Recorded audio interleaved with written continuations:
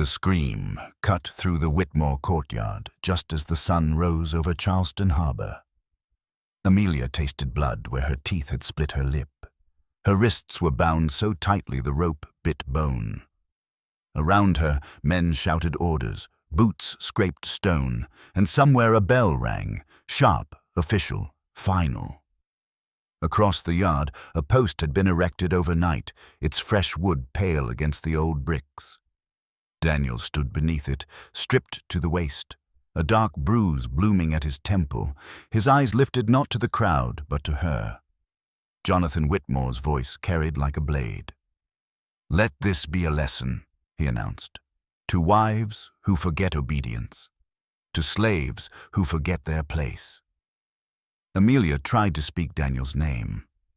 Nothing came out. A man stepped forward with a brand pulled from the fire. The heat licked Amelia's face. The crowd leaned in. This was what Charleston loved best.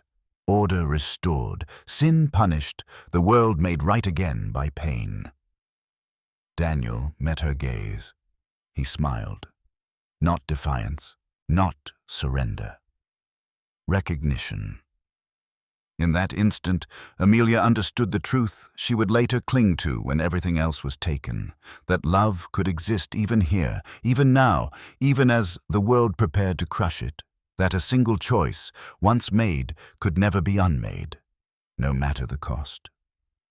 The brand hissed as it met air. Amelia screamed his name at last. Before we go back to the night when a kiss was stolen and a life was split in two. I want to know who is listening with me right now. Are you hearing this story from a city or a country far from Charleston? Leave a comment and tell me where you are. Charleston in 1823 was a city that pretended elegance could cleanse cruelty. Heat settled over it like a verdict. By morning, the air already pressed against the chest, thick with salt from the harbor and the sweetness of rot from rice fields beyond the city. Carriages rattled over cobblestones, ladies moved beneath parasols, and men spoke of cotton prices and shipping routes as though nothing else mattered. Beneath it all ran an unspoken certainty. Order would be maintained, no matter the cost. Meeting Street stood at the heart of that certainty. White-columned mansions lined the road like sentinels, their symmetry a declaration of control. Iron gates opened onto gardens trimmed into obedience. Inside those houses, chandeliers glittered and violins sang, while beneath the floors and behind the walls lived the labor that made such beauty possible. The Whitmore mansion was among the grandest. Its facade gleamed in the sun, recently whitewashed, its windows tall and proud. Guests spoke of its refinement, of Jonathan Whitmore's impeccable taste, of the young wife who had brought him grace and charm. No one remarked on the silences that clung to the halls long after laughter faded. Amelia Rose Whitmore learned early how to disappear inside that house. At 25, she looked like a portrait come to life. Honey blonde hair usually pinned with care, pale gowns chosen to please her husband's eye, a posture drilled into elegance since childhood. Strangers saw her smile and mistook it for contentment. Those who lingered noticed something else, a watchfulness, a quietness that did not belong to a woman so young. Marriage had not been a beginning for Amelia. It had been an erasure. Jonathan Whitmore ruled his household the way he conducted business, with precision, entitlement, and punishment administered out of sight. He spoke softly in public, laughed easily among other men, donated generously to the church. At home, he rationed affection like currency and wielded cruelty with a scholar's care. Amelia learned to measure every word, every breath for danger. The house responded to him. Doors closed more quietly when he passed. Servants lowered their eyes. Even the walls seemed to listen. Daniel arrived into this world of quiet terror with the spring rains. He was 27, newly purchased, brought south from Virginia where he had been passed between owners who valued his hands and feared his mind. He carried himself with the contained strength of someone who had learned that survival required restraint. Tall, broad-shouldered, his movements economical, his presence calm. What marked him most, though few dared notice, were his eyes, steady, observant, unflinching. Jonathan placed him close to the house, a decision that spoke of trust and blindness in equal measure. Daniel oversaw repairs, carpentry, maintenance. He could coax music from a violin and fix a door so it closed without sound. He spoke little, but when he did, his words were chosen with care. He learned the rhythms of the household quickly, the patterns of anger and calm, the difference between noise that invited punishment and silence that kept a man alive. He saw Amelia long before she saw him. At first, she was simply another white woman moving through rooms he cleaned. She passed like a ghost, her gaze unfocused, her voice carefully empty. Daniel recognized that emptiness. He had seen it in others, had felt it in himself. It was the look of someone who had learned that wanting led only to pain. Amelia noticed Daniel by accident. She heard music one night, drifting through the open garden doors, a melody too raw, too honest to belong to a parlor performance. It cut through her like a memory she could not place. Later, she saw him repairing a chair with hands that moved gently, respectfully, as though the wood itself mattered. He did not look at her unless addressed. When he did, his gaze held no hunger, no calculation, only recognition. That unsettled her. Charleston was a city of gazes. Men appraised women openly. White eyes weighed black bodies like tools. Amelia had lived under those looks her entire life. Daniel's refusal to claim her with his eyes felt like an act of defiance she did not yet understand. Their lives ran parallel, separated by laws older than either of them. Amelia endured dinners and duties, church services where sermons about obedience made her stomach twist. Daniel endured days of labor and nights of caution, listening for footsteps, storing knowledge like contraband. He heard her cry sometimes, muffled through walls meant to keep such sounds private. He did not speak of it. He learned, instead, the times when she walked the garden alone, the nights when Jonathan was gone. The city pressed in on both of them. Charleston thrived on spectacle and secrecy. Punishments were public, cruelties private. Amelia felt the city's gaze on her whenever she stepped outside, felt the invisible lines she could not cross. Daniel felt it differently, as a net that could tighten without warning. Neither of them yet knew how close they were to the edge. Neither understood that the heat, the silence, the careful performances were not merely the setting of their lives, but the pressure that would force them together. That something fragile and dangerous was already taking shape in the narrow spaces between rooms, between glances, between breaths held too long. This was the world before the kiss, before the night air carried music into a woman's bones and a man's restraint into question. The night did not feel dangerous at first. It felt merciful. August pressed down on Charleston with a heat that refused to loosen even after midnight. Amelia lay awake beside Jonathan, his breathing heavy with wine and entitlement. His body radiated a warmth that made her skin crawl. When he turned onto his side and began to snore, she slipped from the bed with the practiced silence of a woman who had learned not to be noticed. She wrapped a shawl around her shoulders and left the room. The garden was the only place in the Whitmore estate where Amelia could breathe.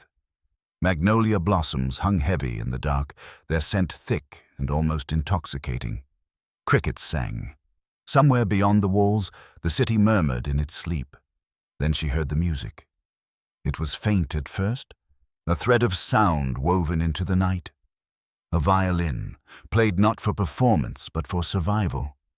The melody was slow, aching, unfinished, as though the man playing it did not expect anyone to listen. Amelia followed it without thinking. Daniel sat beneath the old magnolia tree near the edge of the garden, his back straight, the violin tucked beneath his chin. The candle beside him flickered, throwing shadows across his face.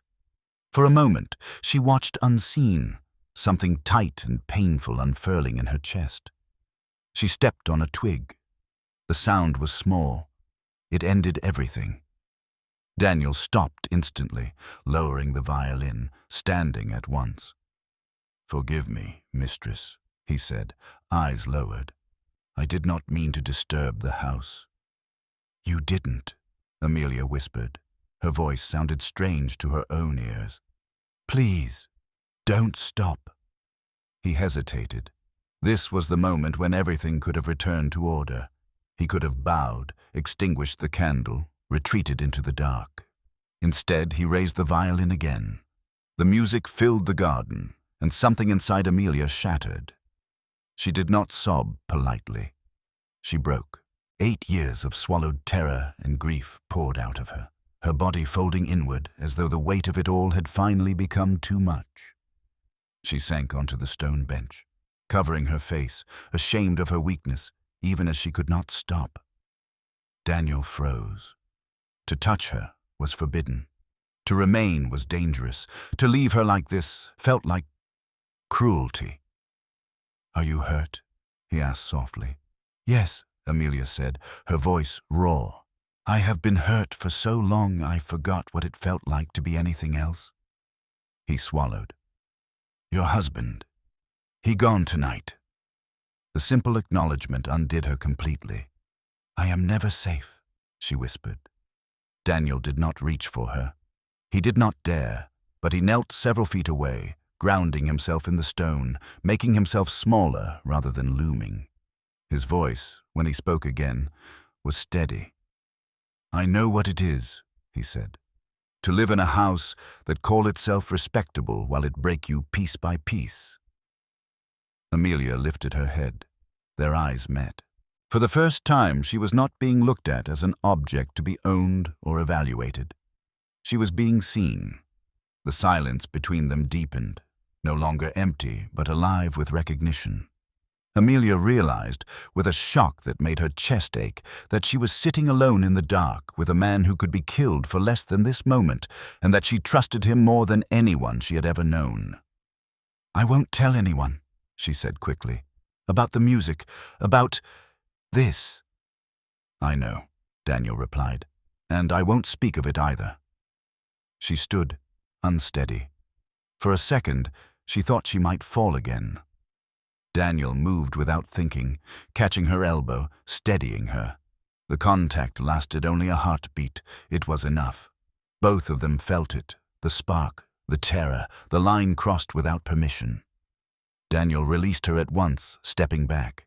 "You should go," he said, and there was urgency now. "Before someone see." Amelia nodded, her pulse racing.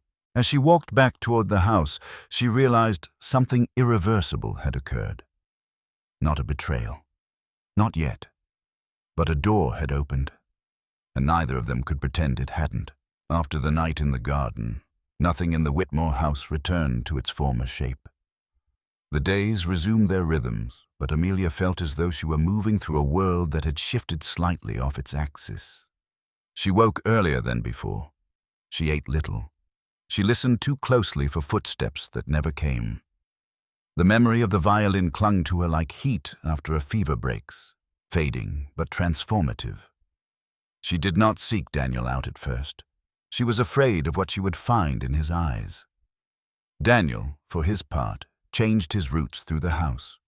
He kept to the periphery, took longer paths, finished tasks quickly, and vanished. He told himself this was prudence, discipline, survival. It was also denial. They passed each other in corridors without stopping. In the mornings, Amelia would feel his presence before she saw him, a tightening in her chest that made her breath shallow.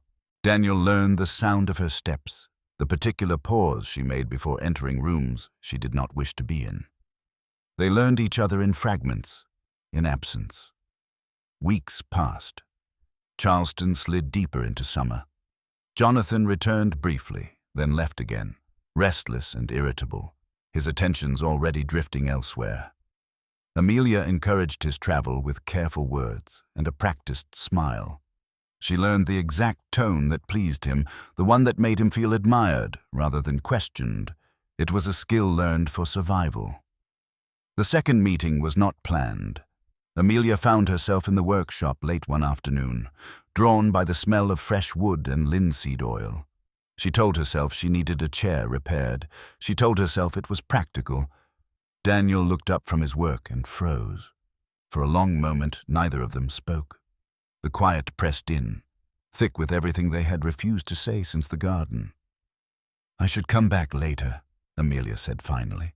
"Yes," Daniel agreed. Neither moved. She took a step inside. He set his tools down carefully, deliberately, as though any sudden movement might break something fragile. "You should not be here," he said. "I know." Silence again. "I heard the music," Amelia said, her voice barely above a whisper. "That night. It hasn't left me." Daniel closed his eyes briefly. "It should. But it hasn't." He looked at her then, really looked at her, and something like pain crossed his face. "You think I do not hear it too?" They stood on opposite sides of the room, distance maintained by habit rather than desire. Amelia noticed details she had not allowed herself to notice before. The scar at his wrist where iron had once bitten too tightly. The way his hands bore both strength and care. The restraint in his posture that spoke of a lifetime spent not taking up space. "You don't look at me the way others do," she said. Daniel's jaw tightened.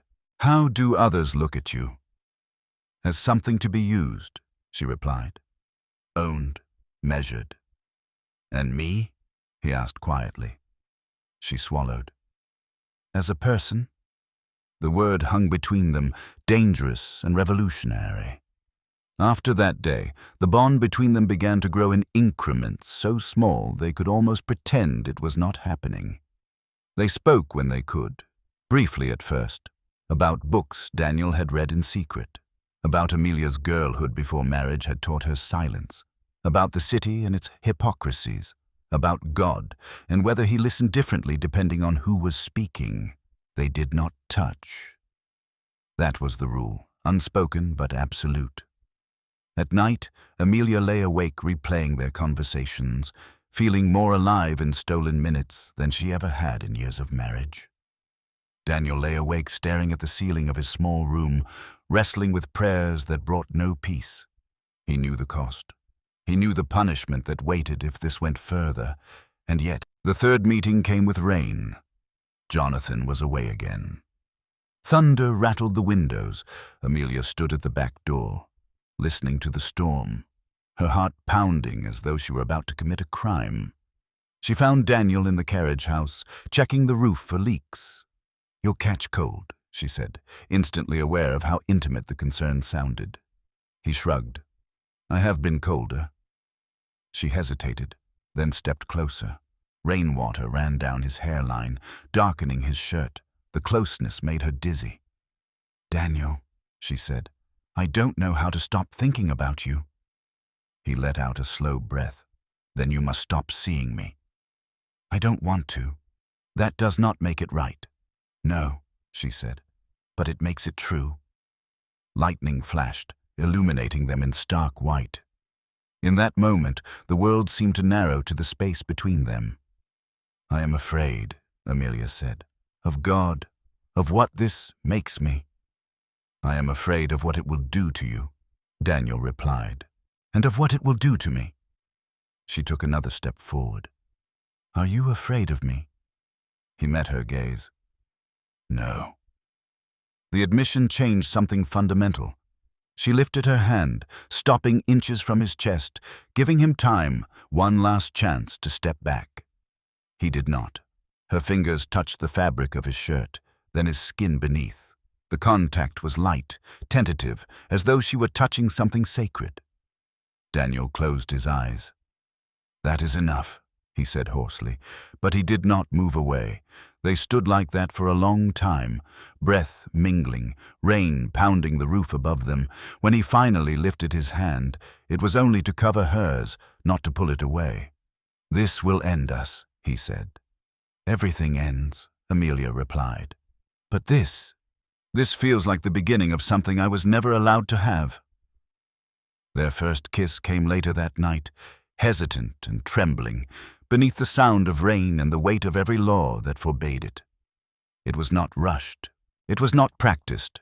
It was the kiss of two people who understood that desire, once acknowledged, could no longer be ignored. Amelia cried afterward, overwhelmed not with shame but with relief. "I thought I was broken," she whispered. "I thought he had ruined me beyond repair." Daniel held her carefully, as though she might shatter. "You were never broken." From that night on, secrecy became their shared language. They learned the safe hours, the blind spots of the house. They met in spaces that belonged to no one: workshops, sheds, shadowed corners of the garden. They spoke softly, laughed quietly, loved cautiously. Each touch was measured against consequence, each meeting shadowed by fear, but the bond deepened anyway. They shared stories they had never told another soul. Amelia spoke of the children she had lost, the way her body had been treated as a battleground. Daniel spoke of his mother, sold away when he was 8, of a sister whose face he barely remembered. They shared anger, grief, longing. Sometimes they prayed together. Sometimes they argued about God, about sin, about whether love could ever justify what it demanded of them. There were nights Daniel pulled away, insisting they must stop, that he would not be the reason she was destroyed. And nights Amelia refused to let him retreat, insisting that what destroyed her had already been done long before he ever touched her. The bond was not easy. It was slow, tense, fraught with guilt and yearning. But it was real. And that made it the most dangerous thing either of them had ever known. Charleston noticed when order trembled. It began with small things, the kind no one could accuse outright but everyone felt.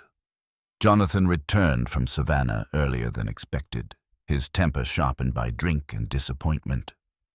He prowled the house at odd hours, displeased by shadows that seemed to move when they should not. Servants were questioned twice for the same task. Keys were counted, doors were tested. The air inside the Whitmore mansion tightened, as if the walls themselves were bracing. Amelia felt it first in her body. Her shoulders ached from holding still. Her voice learned new carefulness. She measured her steps, her glances, the cadence of her replies. She slept poorly, waking to Jonathan's restless movements, his breath sour with wine, his hand possessive even in sleep. Each night she wondered if this would be the one where he sensed the change in her, the warmth he no longer owned. Daniel felt it in the way eyes lingered. The overseer found fault where none existed. A chair repaired too well was accused of waste. A moment's pause became insolence. Daniel was sent on errands designed to keep him visible, countable. Jonathan's gaze followed him more often now, sharp and appraising, as if measuring not labor but threat. They adjusted. Meetings shortened, words pared down, touch rationed until it hurt. They became experts at leaving before desire could betray them, at reading danger in a creak of stairs, a cough beyond a wall. But love does not vanish because it is watched. The first true warning came from the housemaid, Sarah, who slipped a note beneath the workshop door one afternoon. It was only 3 words, written shakily. "He is asking." That evening, Jonathan dined at home. He drank less than usual. He spoke softly. It was worse. "Tell me, Amelia," he said, swirling his glass. "Are you content?" She smiled the way she had been taught. "Of course." He leaned back, studying her. "You seem brighter, less obedient. Happiness does that, I suppose. Or guilt." Her heart hammered, but her face did not change. Later that night, he summoned Daniel to his study. Amelia waited in her room, the minutes stretching until they lost meaning. When Daniel finally returned to his quarters, his face was carefully blank, his movements precise. "He asked about you," Daniel told her the next morning when they met briefly behind the carriage house. "About where I work, when, why. What did you say?" The truth that hides inside lies. They both knew it would not be enough. The crisis broke in March, with a return no one expected. Jonathan came home at 3 in the morning, drunk and furious. A deal had failed. A man had laughed at him. He wanted proof that something in his world still bent to his will. He went first to Amelia's chamber. The bed was cold.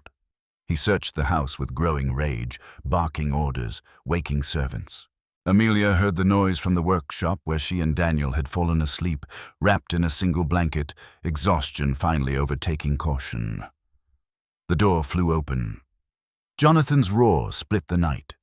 He dragged Amelia by the hair, throwing her against the wall hard enough to knock the breath from her lungs. He struck Daniel with his cane, the crack of wood on bone loud and final. Blood spilled, dark against candlelight. "You dare!" Jonathan shouted, spittle flying. "You dare make me a fool!" Daniel staggered to his feet, pain burning bright and clear. "She is not your property," he said, the words torn from him by fury and love. Amelia screamed his name, knowing what that sentence cost. Jonathan seized her throat. "You are filth," he hissed. "You will watch him die for this."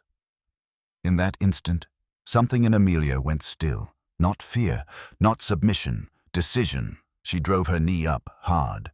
Jonathan doubled over, gasping. She wrenched the cane from his hand and struck him across the temple with all the strength 8 years of terror had taught her to store. He collapsed. Silence roared. Daniel moved first. He checked Jonathan's breathing, swift and sure. "Alive," he said, "but not for long." Amelia stood trembling, the cane heavy in her hands. "If we stay," she said, "he will kill you. If we stay, he will own me again." Daniel met her gaze. There was no time left for argument.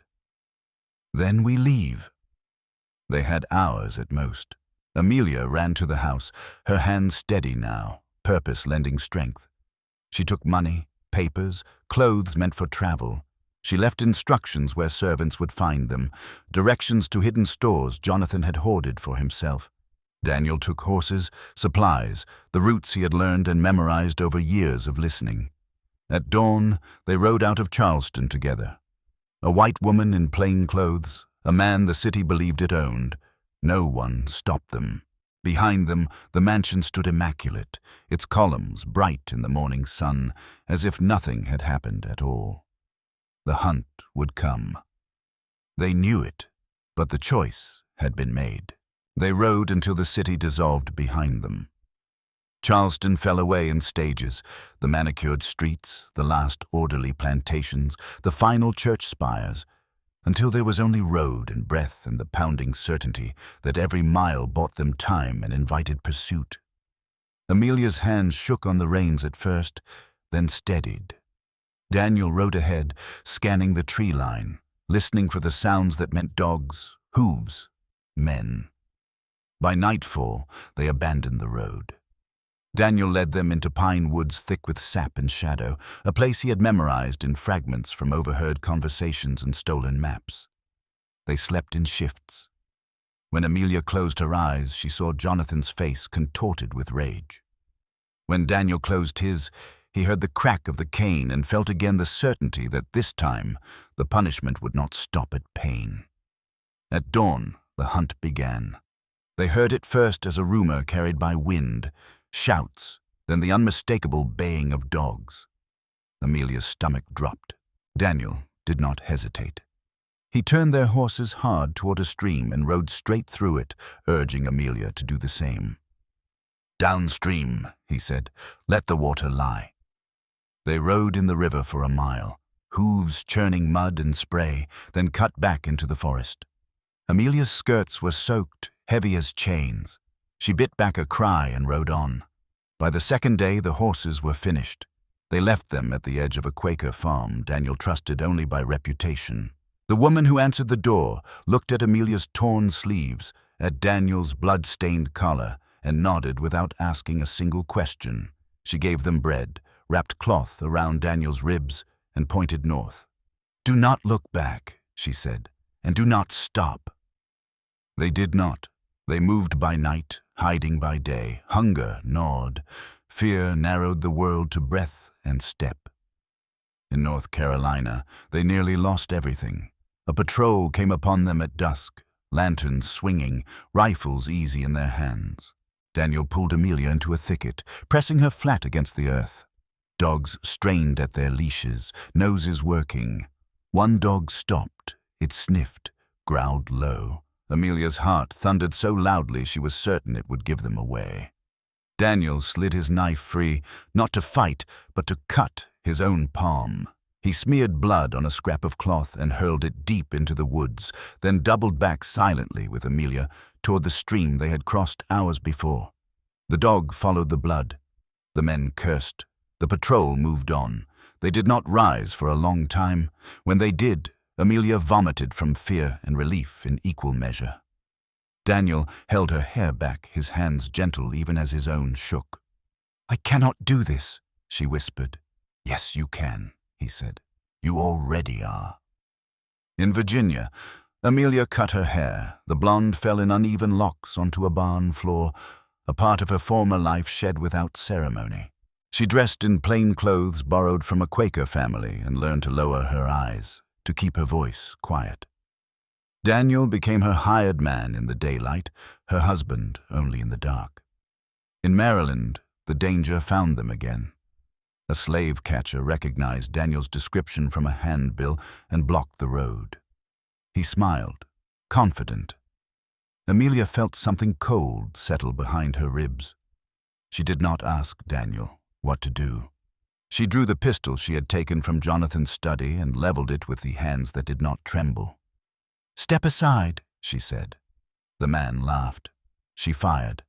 The shot went wide, but the sound shattered the moment. Daniel grabbed her hand and ran. They tore through fields and fences, bullets snapping branches behind them. They did not stop until their lungs burned and the night swallowed them whole. Hours later, hiding in a hayloft, Amelia began to laugh. It came out wrong at first, jagged and breathless, then dissolved into sobs. "You shot at white men," Daniel said softly, disbelief threading his voice. "I told you," she replied, pressing her forehead to his. "I choose you. I choose this." They crossed into Pennsylvania in April. The line was invisible, unmarked and everything. Amelia felt it as a loosening she had not known she carried, a pressure finally lifting. Daniel stood very still, then exhaled as though he had been holding his breath his entire life. They were married by a Quaker minister who asked only one question: "Do you come here of your own will?" "Yes," Amelia said. "Yes," Daniel said. The climax did not end with peace. Jonathan did not disappear quietly. He sent letters, men, money. He followed rumors north, his health failing but his rage intact. 20 years passed with caution as a habit, with readiness as a way of life. Then, in 1843, he arrived. Older, thinner, consumed by the same fury that had always driven him. He stood in the town square with papers and hired muscle, demanding his property. Amelia stood across from him with children at her back and Daniel at her side, a man no longer forced to bow. "I am not your wife," she said. "That marriage was a prison I escaped." "You betrayed everything," Jonathan spat. "No," Amelia replied. "You did." Jonathan lunged. Daniel stepped forward. So did the town. Hands closed in. Voices rose. The sheriff read the law aloud, clear and final. Jonathan Whitmore was ordered to leave. He did, defeated. The fight that began in a workshop ended in daylight, not with blood, but with refusal. They had run when they had to. They stood when they could. They did not become fearless after that day in the square. They became rooted. Amelia and Daniel Freeman learned the quiet discipline of staying. They built a life measured not by what they had escaped, but by what they chose to create. The house they kept outside Pittsburgh was small, drafty in winter, warm in summer. It smelled of soap, sawdust, bread rising before dawn. It was never grand. It was never silent with fear. Daniel worked with his hands and his name, both finely his own. He crafted tables sturdy enough to last generations, doors that he that closed cleanly, cradles worn smooth by rocking. People came to trust him. They spoke his name without lowering their voices. Amelia learned to live inside her body again. Some nights, memories still woke her. Jonathan's breath, the snap of the cane, the weight of obedience. But daylight met her with purpose. She sewed, taught letters, counted sums, and listened to other women who arrived with stories like hers. Stories they had never been allowed to tell aloud. She never claimed sainthood. She claimed choice. Their children grew up knowing the truth. Not softened, not hidden. They were told that their mother had broken laws to save her soul, that their father had risked death to love freely, that their family existed because two people refused to accept the cages handed to them. Hope learned to read early and read everything. Justice asked difficult questions and demanded honest answers. Grace listened, watched, and carried quiet fire. Jonathan Whitmore died alone. His letters stopped. His money vanished into lawyers and bitterness. Charleston forgot him the way it forgets all men who mistake power for permanence. His house remained, white and polished, its walls still full of echoes no one wished to hear. Amelia outlived him by decades. She died at 88, her hand in Daniel's, her last breath soft and unafraid. He followed 2 years later, his body tired, his spirit unbroken. They were buried side by side beneath a simple stone. No titles carved, no ownership claimed, only names, and beneath them, words chosen carefully, honestly. She kissed him while the world slept and woke to freedom. He loved her when love meant death and lived. They were called traitors, sinners, mad. They called each other home. Their descendants carried that legacy forward in ways Amelia could never have imagined. In abolition halls, on battlefields, in classrooms and courtrooms and streets where the same old lies still demanded obedience. The Whitmore scandal faded into rumor. The Freeman courage did not. It lived on in every refusal to bow, every choice to love without permission, every moment someone decided that survival was not enough, that dignity must be claimed alongside it. The story is over, but the pain of that era still resonates. How are you feeling right now? Are you listening to this story alone or with someone? Share your feelings and where you are right now.